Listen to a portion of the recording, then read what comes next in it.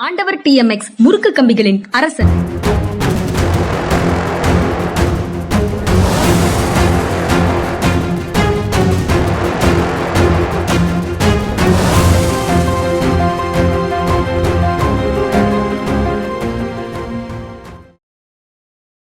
வணக்கம். இது மனிதா மனிதா சார். வணக்கம் சார். வணக்கம்ங்க. வணக்கம்.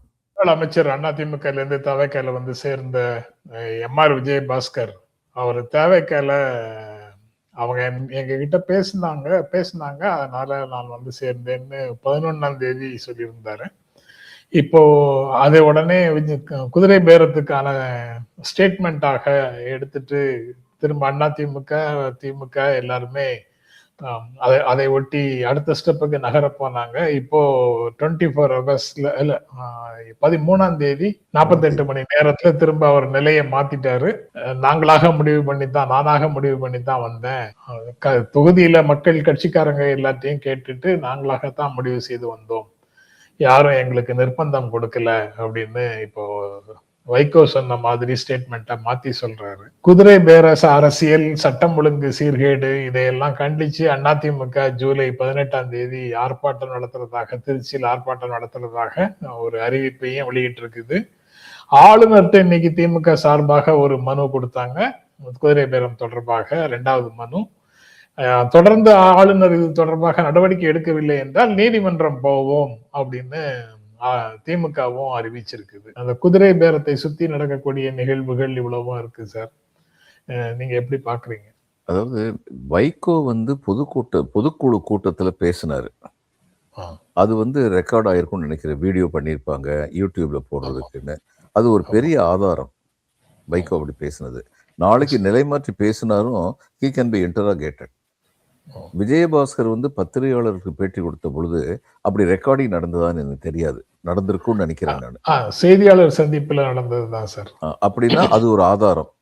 முன்னுக்கு பின் முரணா பேசுறதுனாலே முதல்ல சொன்னது இல்லைன்னு ஆயிராது. என்ன சொல்ல போனா முதல்ல சொன்னது உண்மை, அதனால ஏற்படக்கூடிய விளைவுகளை பத்தி யோசிச்சு பார்த்துட்டு பின்னாடி தன் நிலைமையை மாத்திக்கிட்டாங்க அப்படின்னு தான் வரும். ஆனா இதுல கவர்னர் நடவடிக்கை எடுக்கணும்னா அந்த ஆதாரங்களை எல்லாம் கேட்கணும். அவர் ஒரு காலத்துல வந்து பத்திரிகைக்கு பேட்டி அளிக்கும் போது இந்த மாதிரியான வசதி எல்லாம் இல்லை. ஒன்று சொல்லிடுவாங்க, சொல்லிட்டு நான் சொன்னது தவறாக புரிந்து கொள்ளப்பட்டதுன்னு சொல்லிட்டு போயிடுவாங்க. இன்னைக்கு அப்படிலாம் போக முடியாது. நீங்க என்ன சொன்னீங்கிறது சரியாத்தான் ரெக்கார்ட் ஆயிருக்குன்னு சொல்லி வரும். ஆனா கவர்னர் இதுல வந்து உண்மையாகவே இதை விசாரிக்கணும்னு நினைச்சாருன்னா இந்த ஆதாரங்களை எல்லாம் கேட்டு பெற முடியும். ஆனா அதனாலதான் முன்ஜாக்கிரதையா திமுக சொல்லியிருக்கு, கவர்னர் நடவடிக்கை எடுக்கவில்லை என்றால் நாங்கள் நீதிமன்றத்திற்கு போவோம் அப்படின்னு சொல்லி சொன்னதுக்கு காரணம் கவர்னர் வந்து எப்படிப்பட்ட நிலை எடுப்பாருங்கிறதுல அவங்களுக்கு சந்தேகம் இருக்கு அப்படிங்கிறதுனால. அது அதிமுக கடுமையாக ரியாக்ட் பண்ணுது சார். அங்க மதுரையில நடந்த விழால பேசும்போது ஆர்பி உதயகுமார் ரொம்ப தீவிரமாக பேசுறாரு. அதிமுகவை தீர்ந்து போன சக்தின்னு சொல்றாங்க. அத அதிமுகவை தான் சொல்றோம்னு சொல்லி பெயர் சொல்லட்டும், அதை அவங்களால சொல்ல முடியுமா அப்படின்னு ஒரு சவால் விடுறாரு. அந்த மாதிரி சொல்ல முடியாதா சார்? திமுகவை தீய சக்தின்னு சொல்றவங்க இது அதிமுகவை பேர் சொல்லி தீர்ந்து போன சக்தின்னு சொல்ல முடியாது? சொல்ல முடியும். இன்னொன்னு என்னன்னா, விஜய்கிட்ட வந்து ஒண்ணு பாக்குறேன், நீ பனையூர்லயே உட்காந்துக்கிட்டு இருக்கேன்னு சொன்னதுக்கு அப்புறம் வெளியில வருவாரு. நீ பொதுக்கூட்டத்துல பேசுறது இல்லைன்னு சொன்னதுக்கு அப்புறம் பொதுக்கூட்டத்துல பேசுவாரு. அதே வழக்கமா வச்சிருக்காரு. இன்னைக்கும் இதே மாதிரி தான். இந்த இதுலயும் வந்து அவர் என்ன சொல்ல போறாரு, ஆமா தூர்ந்த சக்தி தான் சொன்னேன், இப்ப என்ன அப்படின்னு கேட்டா அதிசயப்பட வேண்டியதில்லை. இன்னும் சொல்ல போனா திமுகவை தீய சக்தி என்று சொல்வது எந்த அளவிற்கு உண்மை இல்லாததோ அந்த அளவுக்கு தூர்ந்த சக்தியாக போய்கொண்டிருக்கிறது அதிமுகங்கிறது உண்மை. அதுல எந்த அந்த கட்சியில இருந்து அதை கடுமையாக டிஸ்பியூட் பண்றாங்க சார். எத்தனை பேர் போனாலும் அவங்க எல்லாரும் பதவிகளை தேடி போகிறவர்கள் போறாங்க. தொண்டர்களை இருக்கக்கூடிய கட்சி அதிமுக அப்படின்னு சொல்றாங்க. ஏற்கனவே சசிகலா, ஓபிஎஸ், தினகரன் போன்றவர்கள் எல்லாம் போகும்போது ஏற்பட்ட இழப்பை விட இந்த இழப்புகள் எல்லாம் ஒன்றும் பெரிய இழப்புகள் இல்லை. ஆனா அப்பவே அதுக்கு அப்புறமும் 1 கோடி வாக்குகளை பெற்றிருக்கிறார்கள் இந்த புயலுக்கு நடுவுல. அப்படிங்கிறது அவங்களுக்கு பெர்ஃபார்மன்ஸ் ஓரியன்டாக முழுமையான திருப்தி இருக்கிறதாகத்தான் தெரியுது. பாட்டி உள்ளாட்சி துறை தேர்தல்கள் வரட்டுங்க, அதுக்கப்புறம் தான் சொல்ல முடியும். உள்ளாட்சி தேர்தல். ஏன்னா தாவேக்காவுக்கு போறதுங்கிறது தாவேக்கா ஆட்சியை பிடிச்சதுக்கு அப்புறம் நடக்கிற செயல். ஆமா. இந்த அளவுக்கு பெருமளவில் போறதுங்கிறது. இதனுடைய இம்பாக்ட் என்ன? அவங்க என்ன சொல்றாங்க? எங்களுடைய தொண்டர்கள் ஆதரவு எங்களுக்கு தான் இருக்குன்னு சொல்றாங்க. அப்ப தொண்டர்கள் தான் நிச்சயமா தேர்தல் சமயத்துல வேலை பார்க்க போறாங்க. வெற்றியை தேடி கொடுக்க போறாங்க. அப்ப நம்ம பார்க்கலாமே உள்ளாட்சித்துறை இதுல வந்து என்னவா இருக்குன்னு சொல்லி. எனக்கு என்னவோ இதனுடைய இவங்களுக்கு அடிப்படை கரைஞ்சுக்கிட்டு இருக்குன்னு தான் தோணுது அதிமுக. இதனுடைய எதிர்வினையாக அதிமுகவிலிருந்து சற்றே விலகி இருந்தவர்கள் வந்து ஆதரவு கொடுக்கறதுக்கு வாய்ப்பு இல்லையா? நீங்க தினகரன் இப்ப ரொம்ப ஆக்டிவாக அதிமுகவோடு இணைந்து நிற்பதாக தெரியுது. தேர்தலுக்கு முன்னால ஒரு அரைகுறை மனதோட வந்தவர் இப்ப இந்த மாதிரி நிலைமைகள் எல்லாம் பார்க்கும்போது உற்ற தோழனாக எடப்பாடி பழனிசாமிக்கோ அதிமுகவுக்கோ அவர் இருக்கிறது மாதிரி தெரியுது. சரிங்க, பதவி ஆசையை தேடி சில பேர் போறாங்க, அதனால எந்த பாதிப்பும் வராது அப்படின்னு இவங்க சொல்றது உண்மையா இருந்தா, இவங்களுக்கு ஆதரவு கொடுத்து வர்றவங்களும் வந்து சில பேர் தானே. அவருக்கு பின்னாடி எத்தனை தொண்டர்கள் இருக்காங்க தினகரனுக்கு பின்னாடி? அவர் வந்ததுனால எந்த அளவுக்கு பார்ட்டி வந்து கிரவுண்ட் லெவல்ல வந்து பலன் அடைஞ்சிருச்சு? அப்படி ஒன்றும் பெரிய பலன் அடையாது அப்படிங்கிறது என்னுடைய நினைப்பு. சரி சார், அதுக்கப்புறம் என்ன நடக்குதுங்கிறத பார்க்கலாம். அவங்க சொல்றது இரட்டை இலை சின்னத்துல வென்ற எம்எல்ஏக்களை அதிமுக வேட்பாளர்களாக நின்று இரட்டை இலையில நின்று இரட்டை இலை சின்னத்துல வெற்றி பெற்ற எம்எல்ஏக்களை விஜய் தான் களவாடுகிறார். ஒரிஜினல் களவாணி, அந்த கூட்டு களவாணின்னு திமுகவையும் அதிமுகவையும் சொன்னதுக்கு எதிர்வினையாக எடப்பாடி பழனிசாமியும் சொல்றாரு, ஆர்பி உதயகுமாரும் சொல்றாரு. எனவே ஒரிஜினல் களவாணி விஜய் தான் அப்படின்னு சொல்லி கடுமையான எதிர்வினையை அவங்க முன்வைக்கிறாங்க. அது உண்மைதான், உண்மையைத்தான் சொல்றாங்க. கடுமையான வார்த்தைகளை பயன்படுத்தலாம், ஆனால் உண்மையைத்தான் சொல்கிறார்கள். அது அவர்கள் விஜய் பயன்படுத்திய அதே வார்த்தைகளை பயன்படுத்துறாங்க.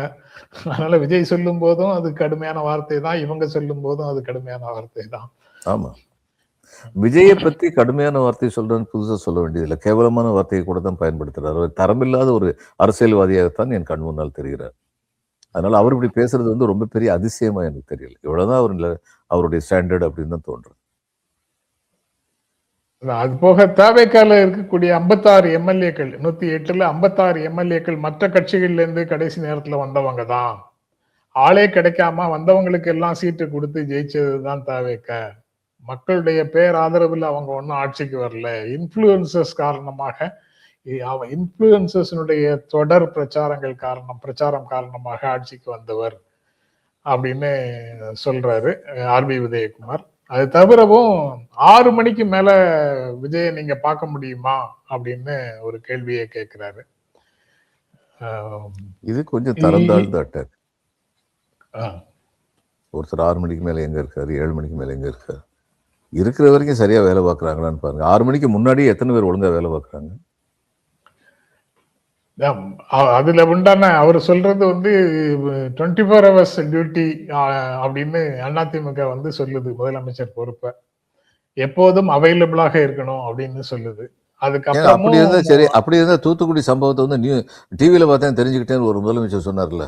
24 hours டியூட்டியில இருந்தாருன்னா டிவியில பார்த்தா தெரிஞ்சுக்குவாரு. அது மக்களை ஏமாத்துறதுக்கு, மீடியாவை ஏமாத்துறதுக்கு சொல்றது சார். அவர் பக்கத்திலேயே தான் சீஃப் செக்ரட்டரியும் இருந்திருக்கிறாங்க. அவங்க சீஃப் செக்ரட்டரிக்கு தெரியாம எதுவும் நடக்கல. அதுக்கப்புறம் நடக்கல. அதுக்கப்புறம் எப்படி அவருக்கு தெரியாம இருக்கும்? சரி, ஆனா மக்கள்கிட்ட வந்து அவர் சொல்றது என்ன சொல்றாரு? ஃபார் பீப்புள்ஸ் கன்சம்ப்ஷன் சொல்றது அப்படிதான் சொல்றாரு. இதை சொல்றவங்க 24 மணி நேரம் டியூட்டியை பத்தி பேசுறதுக்கு தகுதி இல்லாதவங்க, அவ்வளவுதான். அதை விட 2015 வெள்ளம் இருக்கு சார். ஆமா, சென்னை நகரத்துல இருந்த வெள்ளம் இருக்கு. முதலமைச்சர் தூக்கி கொண்டிருக்கும்போது டிஸ்டர்ப் பண்ணக்கூடாதுன்னு நினைச்சாங்களாம். இதை விட கேவலம் என்ன இருக்க முடியும்? பட் அவங்க அப்படி இருந்தாங்கிறது இன்னொருத்தர் அப்படி இருப்பதற்கு காரணமாக இருக்க முடியாதுல்ல. அதுக்கு ஒரு நியாயமாக இருக்க முடியாது. நான் என்ன சொல்றேன், ஈயத்தை பார்த்தது இழுத்ததான் பித்தளைன்னு சொல்லுவாங்க. அது மாதிரி இவங்களுக்கு இதை சொல்றதுக்கு தகுதி இல்லை. ஆனால் அவர்கள் சொல்லுகிற வார்த்தைகள் உண்மையான வார்த்தைகள் தான், அதுல சந்தேகம் இல்லை. அதுக்கப்புறம் sir, state of Indian streets 2026 அது ஒரு அறிக்கையை கொடுத்திருக்குது. அதாவது இந்திய தெருக்கள் அல்லது சாலைகள் எப்படி இருக்குங்கிறது குறித்த ஒரு அறிக்கை டெல்லியில இருந்து வந்திருக்கு. அதுல முதல் இடத்துல லக்னோ, 2வது இடத்துல பெங்களூர், 3வது இடத்துல ஹைதராபாத், 4வது இடத்துல சென்னை அப்படின்னு அந்த அறிக்கை சொல்லுது. அதுல குறிப்பாக நடைபாதை இருக்கக்கூடிய சாலைகள், தெருக்கள் அப்படிங்கிறது தான் அதுல அளவுகோலா இருக்கு. பிளாட்ஃபார்ம் இருக்கக்கூடிய சாலைகள் அப்படின்னு ஒரு அளவுகோல். அதற்கான ஒரு ரிப்போர்ட். லக்னோல 28% சாலைகள்ல பிளாட்ஃபார்ம் இருக்கு அப்படின்னு சொல்றாங்க. பெங்களூர்ல 25.9, 26, கிட்டத்தட்ட 26% ரோடுகள்ல நடைபாதை இருக்கு. ஹைதராபாத்ல 15.1, சென்னையில 13.9 அப்படின்னு சொல்லுது சார். பிளாட்ஃபார்ம் நடைபாதைக்கு மக்கள் நடந்து போகிறவர்களுக்காக, பாதசாரிகளுக்காக இந்த பிளானிங் துறையில இருக்கக்கூடியவர்கள் எதுவுமே இதுக்கான முன்னுரிமையை கொடுக்காம இருக்காங்களா? எப்படி? ஆமா, அதாவது முதலிடத்தை பெற்ற லக்னோவுக்கும் 4வது இடத்தை பெற்ற சென்னைக்கு இடையில மிகப்பெரிய இடைவெளி இருக்காங்க. 28%, இங்க 13% அப்படின்னா அதுல பாதி தான் இங்க இருக்கு. பாதிக்கும் கொஞ்சம் கம்மியா 13.9%. அதான் பாதிக்கு பாதி. அவங்க 28%, இவங்க 14%, பாதிக்கு பாதி. அதே மிகப்பெரிய இடைவெளி தான். இதுல இன்னொன்னு இருக்கு. அதாவது சாலைகள் கூட உங்களுக்கு பிளாட்ஃபார்ம் எந்த அளவுக்கு இருக்கு, நடைபாதை எந்த அளவுக்கு இருக்குங்கிறது ஒரு முக்கியமான ஒரு அளவுகோல், ஒரு நாகரிகத்துடைய அளவுகோல். அதாவது வேகமா போறவங்களுக்கு மட்டும்தான் இந்த தேசம், இந்த மாநிலம் சொல்லி இல்லாம வேகமா போக முடியாதவர்களுக்கும் கூடுமான வசதிகளை செய்ததான் பாதசாரிகளுக்குன்னு சொல்லி கொடுக்கிறது. அதே தவிர இன்னொன்னு என்னன்னா, சாலைகள் எத்தனை விழுக்காடு இருக்கு, ஓப்பன் ஸ்பேஸ் அப்படின்னு சொல்லி சொல்லுவோம். அந்த சாலைகள், ஓப்பன் ஸ்பேஸில் சாலைகளும் அடங்கும். அந்த சாலைகள் எத்தனை விழுக்காடு இருக்குன்னு சொல்லி பார்த்தா, இதில் அர்பன் டெவலப்மெண்ட் கான்செப்ட் படி சாலைகள் 20 விழுக்காடு இருக்கணும். ஒரு இதில் டோட்டலாக இருக்க ஏரியாவில் 20 விழுக்காடு இருக்கணும். இதில் ரொம்ப மோசமாக இருக்குது, நான் இருந்த வெஸ்ட் பெங்காலில் இருந்த கல்கத்தா தான். 6 விழுக்காடு தான் உண்டு அங்கே சாலைகள்.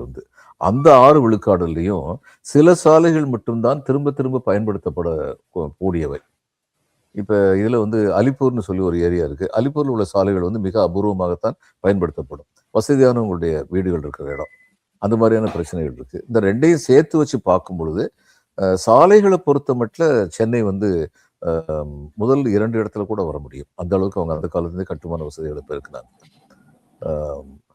பல நகரங்களில் இந்த சாலை வசதிகளே கிடையாது. ஒரு நகர வாழ்க்கை என்பது ஒரு நாகரிகமான வாழ்க்கையாக அமைய வேண்டும் என்றால் அதற்கு பல செயல்கள் செய்ய வேண்டும். இப்போ இதில் பெங்களூரில் இந்த 2 பார்க் இருக்குது, பெரிய பெரிய பார்க் இருக்குது. அந்த பார்க்கில் சனிக்கிழமையும் ஞாயிற்றுக்கிழமையும் அந்த பார்க்கில் சாயந்தர நேரத்தில் அரசு ஏற்பாடு செய்து ஒரு இசைக்குழு இசைப்பாங்க. ஒரு மணி நேரம் கச்சேரி பண்ணுவாங்க.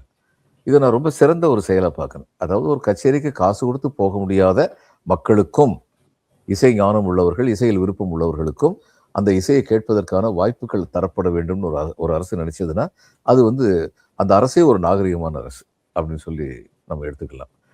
அந்த மாதிரியான ஒரு வசதிங்கிறது வெறுமனே பெர்சன்டேஜில் மட்டும் கிடையாது, கம்ஃபர்ட் லெவல் எந்த அளவுக்கு கூட்டுறாங்க அப்படிங்கிறதையும் பொறுத்து இருக்கு. ஒரு நாகரிகத்தையும் பண்பாட்டையும் காட்டுவதற்கான, வெளிப்படுத்துவதற்கான சாதனங்களையும் எந்த அளவுக்கு அவங்க கொண்டு வர்றாங்க, அது பொறுத்து இருக்கு. எல்லாமே செய்யணும், ஒவ்வொன்றா தான் செய்வாங்கன்னு நினைக்கிறேன். அந்த செய்தியிலிருந்து ஒரு முழுமையான பிக்சர் கிடைக்கல சார். அது எப்படி அதை அணுகுகிறார்கள்ங்கிறது தெரியல. இருக்கும் சாலைகள் எல்லாவற்றிலையும் நடைபாதையும் இருக்கணும் அப்படின்னு சொல்ல முடியாது. நான் யூஎஸ்ல பார்க்குற வரைக்கும் அந்த மக்கள் குடியிருக்கக்கூடிய பகுதிகளில் மட்டும், அதுக்கப்புறம் கடைகள் இருக்கிற பகுதியில மட்டும்தான் பிளாட்ஃபார்மே இருக்கு. ஏன்னா அதுல மட்டும்தான் இது நடைபாதை தேவை. நேஷனல் ஹைவேஸ்ல நடைபாதை தேவை இல்லையே. தேவையில்லை. இங்கேயும் நேஷனல் ஹைவேஸ்ல தேவையில்லை. இங்க ஊருக்குள்ள இருக்கிற சாதாரண ரோடுகள்லயும் நடைபாதைன்னு எதிர்பார்க்கறாங்களா, இல்ல இதை எந்த கணக்குல சேர்க்கிறாங்க நகரங்களை அப்படின்னு அது சரியாக புரிய மாட்டேங்குது. லக்னோல எல்லா லக்னோ நகரத்துக்குள்ள அப்படி இருக்கு. டெல்லி எப்படி சார் இல்லாம இருக்கு? அது ஒரு கேள்வியாக இருக்குது. டெல்லியிலையும் பிளாட்ஃபார்மே கிடையாதா? குறைவா? டெல்லி சிட்டியே உங்களுக்கு ரெசிடென்ஷியல் ஏரியா அல்லது கமர்ஷியல் ஏரியா. டெல்லி சிட்டி இந்த ரெண்டும் தான் டெல்லி சிட்டியே. அப்போ அதனால ப்ரொபோர்ஷன் கம்மியா இருக்கலாம் அந்த பெர்சன்டேஜ். ஆனால் பயன்படுத்தக்கூடிய அளவிற்கு அங்க இருக்கலாம். டெல்லியில் பயன்படுத்த தேவையான அளவிற்கு இருக்கலாம். இந்த ப்ரொபோர்ஷன் நீங்க சொன்னீங்கல்ல, இதுல வந்து சரியான இது இது என்ன இண்டிகேட்டர்ஸ் என்ன அப்படிங்கிறது தெரியாதனால நம்ம ரொம்ப விவரமா வந்து பேச முடியல. டாஸ்மாக் கடைய ரிமூவ் பண்ண சொல்லி போராட்டம் நடத்தின மாணவிகளை தடியடி நடத்தியது காவல்துறை அப்படின்னு ஒரு பள்ளி மாணவிகள் மேல தாக்குதல் அப்படின்னு டிடிவி தினகரன் கண்டனம் தெரிவிச்சிருக்கிறாரு. அது அரியலூர் மாவட்டத்துல ஜெயங்கொண்டம் அருகே இருக்கக்கூடிய ஒரு கடையை எடுக்கணும், மதுபான கடையை மூடக்கோரி பொதுமக்களோடு இணைந்து போராடிய பள்ளி மாணவர்கள் மாணவிகள் மேல தடியடி நடத்தியிருக்கிறாங்க அப்படின்னு சொல்றாரு. அந்த 713 கடைகளை க்ளோஸ் பண்ணணும்னு சொன்னாங்க. அதுக்கப்புறமும் இந்த மாதிரி கோரிக்கைகள் வருதா, இல்ல அந்த 713க்குள்ள இருக்கக்கூடிய கடைகளையே க்ளோஸ் பண்ணாம இருக்கிறதுனால இந்த பிரச்சனை வருதா அப்படிங்கிறது தெரியல. பட் டாஸ்மாக் கடையை மூடுன்னு சொன்னவங்க மேல தடியடி நடத்தியிருக்கிறாங்கிறதுக்கு கண்டனம் தெரிவிச்சிருக்காரு. ஆமாங்க, இது ரொம்ப வேதனைக்குரியது. அதாவது இதுல வந்து பொலிட்டிக்கல் டைரக்ஷன் வந்து ரொம்ப தெளிவா இருக்கணும். போலீஸ் வந்து ஒரு இன்ஸ்ட்ருமெண்ட் தான். அவங்களுக்கு வந்து சொல்லிக் கொடுக்கப்பட்டிருக்கிறது கூட்டத்தை கலைக்கணும். அப்படிதான் சொல்லிக் கொடுக்குறோம், ட்ரைனிங் அப்படிதான் கொடுக்குறோம். அப்ப கூட்டத்தை எப்படி கலைக்கணும் அப்படிங்கிறத பத்தி தெளிவா சொல்லணும். உதாரணமா இதுல வெஸ்ட் பெங்கால்ல வந்து அது ரொம்ப ரொம்ப வேடிக்கையா சொல்லுவோம். அதாவது கர்சன் காலத்துல ஈஸ்ட் பெங்கால் வெஸ்ட் பெங்கால்னு பிரிச்சுட்டாரு. வெஸ்ட் பெங்கால் ஸ்டேட்ல வந்து எங்களுக்கு 2 பகுதியை நாங்கள் பிரிச்சிருக்கோம். அதை நார்த் பெங்கால் சவுத் பெங்கால்னு சொல்லுவோம். அதே எல்லா டைரக்ஷனும் அமைஞ்சு அதை வந்து வெஸ்ட் பெங்கால் இருக்குன்னு வேடிக்கையாக சொல்லுவோம். இந்த நார்த் பெங்காலில் வந்து நான் டிவிஷனல் கமிஷனராக இருந்தேன். 6 மாவட்டங்கள் வந்து டிவிஷனல் கமிஷனருடைய நிர்வாகத்துக்கு கீழே வரும். அதில் ஒரு மாவட்டமான கூச் பிகாரில் வந்து அவங்க வந்து தனி மாநிலம் கேட்டுக்கிட்டு இருந்தாங்க. அந்த மக்கள் வந்து அவங்க பெங்காலி கிடையாது, இந்த கூச் பிகார் மகாராஜாவுடைய அந்த வம்சத்தை சேர்ந்தவங்க. அவங்க வந்து ட்ரைபல்ஸ், அவங்க தனி மாநிலம் வந்து கேட்டுக்கிட்டு இருந்தாங்க. பெரிய போராட்டங்கள்லாம் நடத்திக்கிட்டு இருந்தாங்க. அப்படிப்பட்ட ஒரு போராட்டம் நடந்துகிட்டு இருக்க சமயத்தில் எங்களுக்கு வந்து அந்த போராட்டத்துக்கு பெரிய அஜிடேஷன் பண்ணுறதுன்னு சொல்லியிருக்காங்க. அப்போ முதலமைச்சர் வந்து ரொம்ப ஸ்ட்ரிக்டாக உத்தரவு போட்டிருந்தாரு, போகிற காவலர்கள் வந்து ஆயுதங்கள் எடுத்துக்கொண்டு செல்லக்கூடாது. சின்ன லாட்டியை தவிர, இந்த பெரிய லாட்டி கூட இல்லை, இந்த பேட்டர்ன்னு சொல்லுவோம்ல, அது மாதிரிப்பட்டதை தவிர ஆயுதங்கள் எடுத்துக்கொண்டு செல்லக்கூடாது அப்படின்னு சொல்லியிருந்தார். ரொம்ப ஸ்ட்ரிக்டான உத்தரவு. அதனால அப்படி ஆயுதங்கள் இல்லாமல் தான் போனாங்க. அதில் சில காவலர்களுக்கு வந்து காயங்கள் கூட பட்டது. அப்போ நான்லாம் வந்து கொஞ்சம் அஜிடேட்டடாக இருந்தேன். அப்போ அடுத்து சிஎம் வரும்போது புத்ததேவ் பட்டாச்சாரியா வந்து சிஎம் இருந்தார். அடுத்து சிஎம் வரும்போது சொன்னேன், என்னுடைய நிர்வாகத்துக்கு கீழே வேலை பார்க்குறவங்க தங்களுடைய கடமையை தான் செய்கிறதுக்கு போகிறாங்க, அவங்களுக்கு தேவையான டிஃபென்ஸுக்கு ஏற்பாடு பண்ணாமல் இருந்தால் அதில் என்ன சார் அர்த்தம் இருக்குது, ஏன் இந்த மாதிரி ஒரு உத்தரவு பிறப்பிக்கப்பட்டது? அப்புறம் அவர் சொன்னார், அதுக்கு இல்லை, policeman can become trigger happy. கையில் ஒரு துப்பாக்கியை கொடுத்தா சுடணுங்கிற ஆர்வம் வந்துடும். அப்போ அவங்களுக்கு தேவைக்கு மீறின ப்ரொவொகேஷன் இருக்கிற நேரத்தில் தேவைக்கு அதிகமாக துப்பாக்கி பிரயோகம் பண்ணிடுவாங்க. அதனால போலீஸ்காரங்களுக்கு தற்காத்து கொள்ள தெரியும். ஒருத்தங்க அடிக்க வந்தாலுமே நீங்கள் வந்து உங்களுடைய போலீஸை நீங்கள் பார்க்காது. இந்த போலீஸ்காரங்களை வந்து ஆயுதம் இல்லாமல் இருக்கும்போது யாராவது அடிக்க வந்தாங்கன்னா முதல்ல இப்படி வைப்பாங்க, 2 கையையும் தூக்கி. தே ட்ரெயின்டு. அந்த அடி வந்து தலையில் பற்றக்கூடாது, நெஞ்சில் பற்றக்கூடாது, இப்படி வந்து கொண்டு வந்து வைப்போம். அதான் சொன்னார், தற்காத்து கொள்வதற்கான பயிற்சி அவங்களுக்கு இருக்குது. அதே மாரி 1-2 பேர் காயப்படலாம். இப்போ நான் வந்து என்ன பார்க்க முடியும், 1-2 போலீஸ்காரங்க காயப்படக்கூடாதுன்னு சொல்லிட்டு துப்பாக்கி பிரயோகம் நடத்தி 4-5 பேர் செத்து போகிறது சரின்னு சொல்ல முடியுமா? என்னுடைய காவலர்கள் தாக்கப்பட்டிருக்காங்கன்னா அதுக்கு நான் ஐஜி லெவலில் போய் சொல்லுவேன், அவங்ககிட்ட போய் ஆறுதல் சொல்லுங்கள், அவங்களுக்கு தேவையான காரியத்தை பண்ணுங்கன்னு சொல்லுவேன். நான் அதை என்னால் செய்ய முடியும். அதை நீங்கள்லாம் புரிஞ்சுக்கணும். இது I found it to be a very mature political statement. எந்த டைரக்ஷனுமே கொடுக்காம கூட்டத்தை கட்டுப்படுத்துன்னு மட்டும் சொல்லியிருந்தா அங்கே வந்து இதுதான் நடந்திருக்கும், துப்பாக்கி பிரயோகம் தான் நடக்கும். அங்கே நாங்கள் மேஜிஸ்ட்ரேட் அனுப்பியிருப்போம். மேஜிஸ்ட்ரேட்டை காவல் வந்து பெர்மிஷன் கொடுங்க சார், இந்த நேரத்தில் நாங்கள் துப்பாக்கி பிரயோகம் பண்ணாமல் என்ன சார் பண்ணுறது தான் கேட்டிருப்பாங்க. அப்போது இந்த மாதிரி வந்து இந்த மதுக்கடை வேண்டாம்னு சொல்கிறவங்க மேலே இந்த தடியடி நடக்கிறதுக்கெல்லாம் காரணம் என்னென்னா, தெளிவான அரசியல் உத்தரவுகள் பிறப்பிக்கப்படவில்லை. அதுதான் காரணம், வேறு எந்த காரணமும் கிடையாது. ஓகே சார், நாளைக்கு தொடர்ந்து பேசுவோம் சார். ரொம்ப நன்றி, வணக்கம். வணக்கம்.